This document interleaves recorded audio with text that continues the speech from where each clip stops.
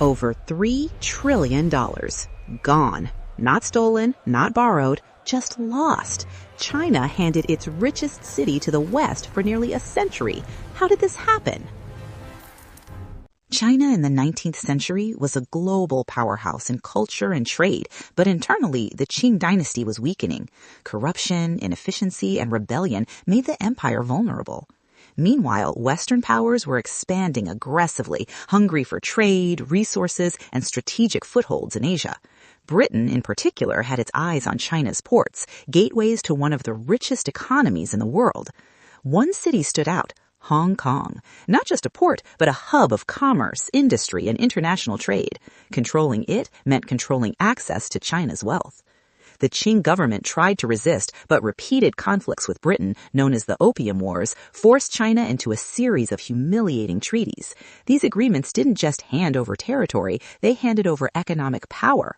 By the late 1800s, China had already lost significant control over trade, taxes, and strategic ports, and the stage was set for what would become a nearly century-long loss of one of its most important cities. After the First and Second Opium Wars, China was forced into signing several unequal treaties with Britain. These treaties weren't just symbolic, they handed over real control of strategic locations. The most consequential was the 1898 lease of the new territories. For 99 years, China had no authority over this vast and economically vital region. Together with the earlier cessions of Hong Kong Island and Kowloon, this effectively put one of China's most important ports and its trade revenue under foreign control for almost a century.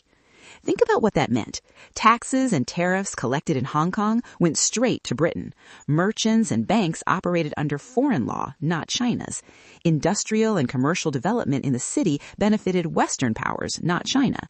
Strategic naval and trade positions gave the West leverage over China's economy. Over decades, this added up. Modern estimates suggest that the economic value lost to China during this period could exceed $3 trillion when accounting for trade, taxation, and industrial growth. China's leaders at the time had no choice. They were weakened, militarily defeated, and trapped by foreign pressure. What might have fueled China's industrial revolution instead built Western empires and wealth.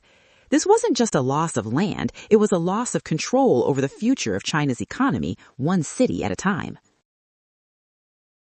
After 99 years under British control, Hong Kong was finally handed back to China in 1997. But the economic and strategic damage of that century-long loss was irreversible. China had missed out on decades of industrial and commercial growth that could have been its own. The story of Hong Kong isn't just history, it's a lesson in vigilance, sovereignty, and economic power. Today, China is extremely cautious about foreign influence in its ports, trade policies, and industrial hubs, knowing firsthand how quickly control and immense wealth can slip away. What happened in Hong Kong shows how vulnerable a nation can be when internal weakness meets external pressure.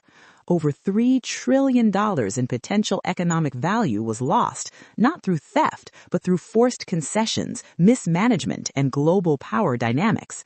For China, this century-long lesson shaped modern policy, a fierce insistence on sovereignty, massive investment in infrastructure, and control over strategic ports worldwide. The echoes of this history are still shaping global economics and politics today. If you thought losing one city could cost China trillions, imagine what other secrets history is hiding. Hit subscribe and turn on notifications because in the next video, we'll uncover another moment when the West almost reshaped an entire nation. Don't miss it.